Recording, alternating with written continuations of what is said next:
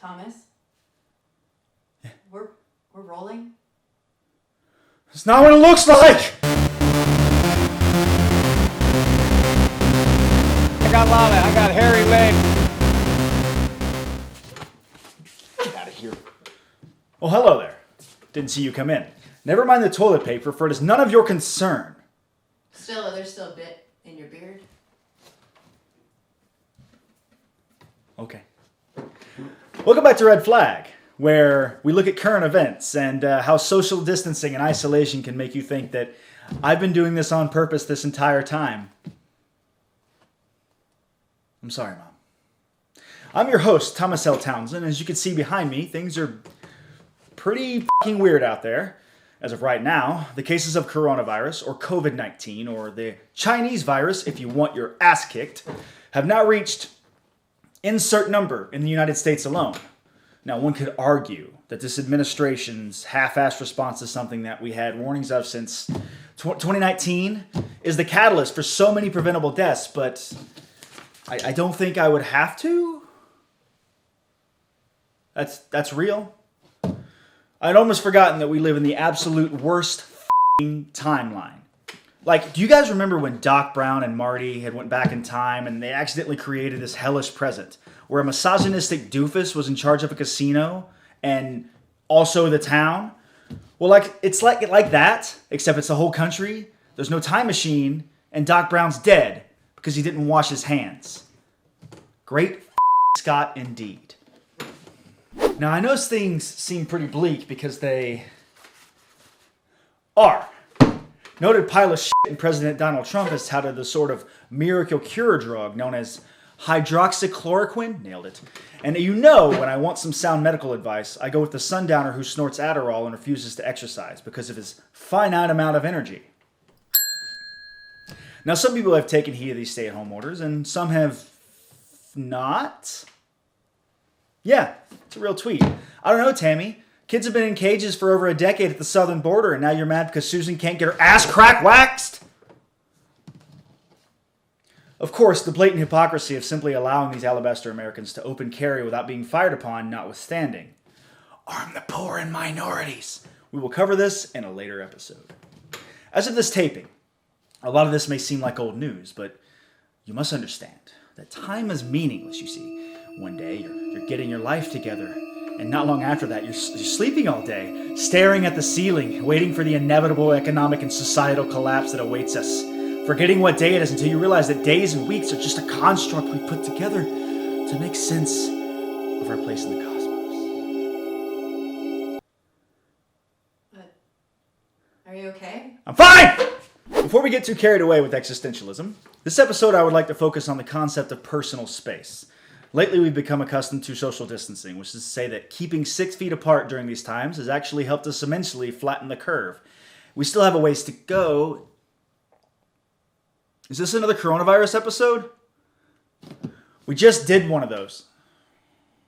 Wait. And I've loved kids jumping on my lap. Oh, holy fuck! Did we lose him? Good.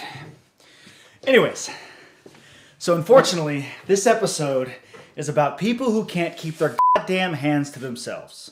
More specifically, the double standards when it comes to the survivors of sexual assault.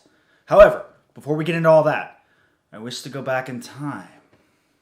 Hey guys, I think you gave me a blank script.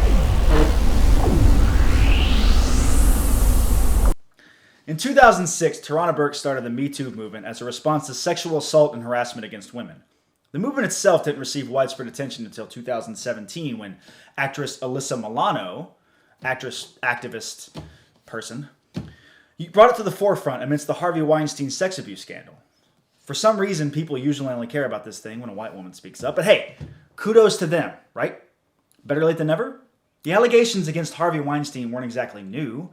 They were a well-kept Hollywood secret, and they were the subject of some real clever jokes because sexual assault is funny. Polls say no. Of course, I want to say that the idea of this movement is incredibly beneficial to survivors, and I applaud every single person that has had the courage to come forward. I can only imagine how horrifying it must be to relive these traumatic events, only for you to be scrutinized. Some of you may remember.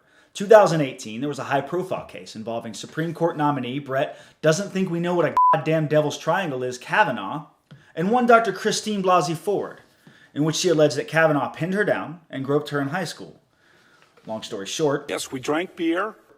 it played out as much as one would think. There was a rallying cry to #BelieveWomen, a sentiment that I absolutely agree with. Conservatives and the Frat Boy, horrible band name, painted it all as a political smear campaign concocted by the evil Democrats, or Demon Rats, since they have no imagination. By the way, t-shirts are going to be on sale soon. Milano herself attended the hearings. Oh, hi, Alyssa. Glad you could join us. Hey, stick around. We will get to you in a minute.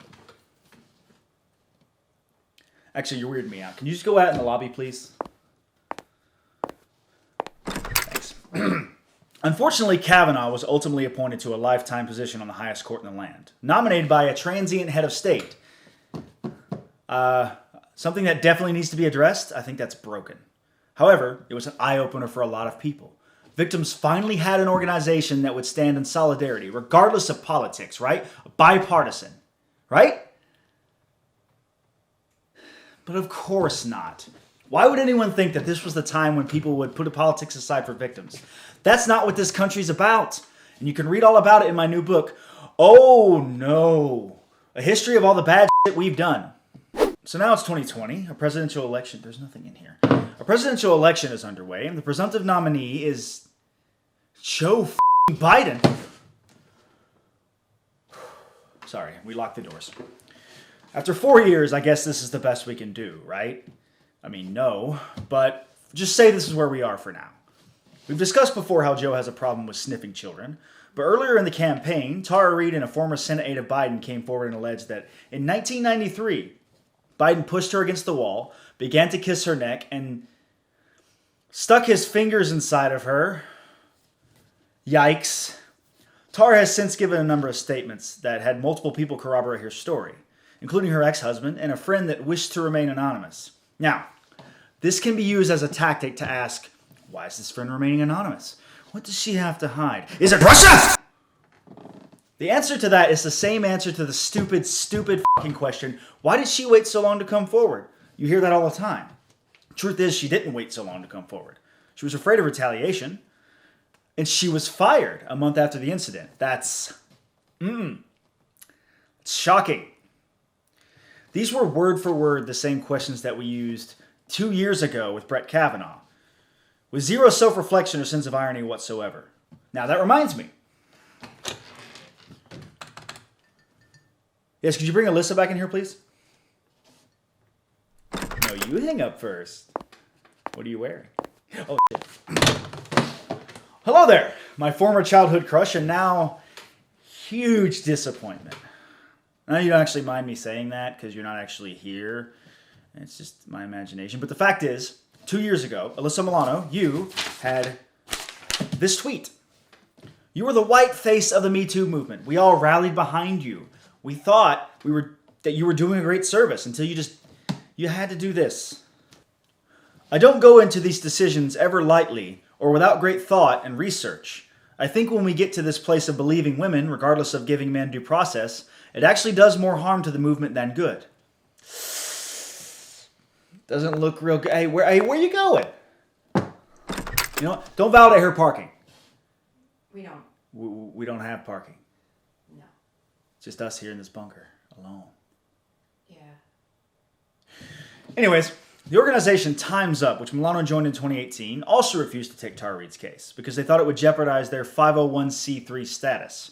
Joe Biden is a candidate running for public office, you see, and they thought it would be a conflict, which, according to lawyers, is some shit of the bull. Esquire. The truth of the matter is, they didn't actually want to help Tara, for it was damaging to their guy. And that's unfortunately where we are now. This episode of Guy Loses His Shit in Front of a Green Screen isn't about how much Joe Biden sucks, which is just so much. This is addressing the lack of support survivors are now having to face when someone has a D next to their name. After Tara Reid came forward, she wasn't met with the same amount of support the Yas Queen that Christine Blasey Ford was. It was more along the lines of, Biden accuser Tara Reid allegedly stole from nonprofit organization. Because you cannot be a victim of sexual assault if you allegedly committed another crime. Remember, if you're going to murder someone, make sure it's a person that once stole candy when they were 6. You get off scot-free. For legal reasons, this is a joke. Thank you, Deborah Messing. You haver of good opinions, you. And then, of course, you have incredibly dog takes, such as, why not choose the rapist with better policies? This tweet is so damn cursed. Can you see it? We had to bless this image twice with our holy water squirt guns. Truth of the matter is, there are so many women siding with Biden. Why is this happening? Well, for starters, it may have something to do with this. Mr. Vice President, if I could just follow up. Just to be clear, you just committed here tonight that your running mate, if you get the nomination, will be a woman? Yes. Okay. Let me. Senator Sanders, will you right make that now, same may I commitment? just respond? The you doing, Joe? Just quit dicking around and announce your VP when you pick him. This isn't some goddamn competition. We already have a reality show president, and he fucking sucks. It's truly a terrible message to send to survivors that these women will sell out just to have a seat in the administration. Samantha Bee gussed over Kamala Harris possibly being a VP and Attorney General at the same time? All right, okay, sure, why the not? Hashtag Yas Queen. Hashtag even when you criminalize truancy and throw poor people in jail. It's a long one, it'll catch on. I mean, you might as well court the idea of Hillary at this point. Not the Onion, by the way. Yeah, look, there's a message here, and it's not an easy one to comprehend, okay? These people, all they want to do is defeat Trump. It's an incredibly low bar, and they still try to struggle with it. We all want to get Trump out. They'll try to gaslight you into voting for Joe because Trump is worse. Well, yeah, of course he's worse. He's a rancid sack of potatoes that your grandma kept in the box for too long. We know this. If you're faced with a dilemma of who to vote for, just know that you're not alone. We hear you, and we stand in solidarity. But at least now you know who has shown their true colors, who actually believes in hearing you, and those that just want political points. So the next time you try to criticize Biden and someone scolds you for it, ask them to convince you to vote for him without mentioning Trump. Good luck. Because I've tried it, and no one's been able to do it. At all. I don't think. Yeah. Not being Trump isn't good enough. We don't owe Joe Biden shit. Politicians owe the voters. That's how it's supposed to work. You have to earn our votes. Just when you do it, though, like... don't do something like tone deaf, like Pokemon Go to the polls, or you know what would be really bad? A giant hologram to appeal to gamers instead of like healthcare. Oh, fuck.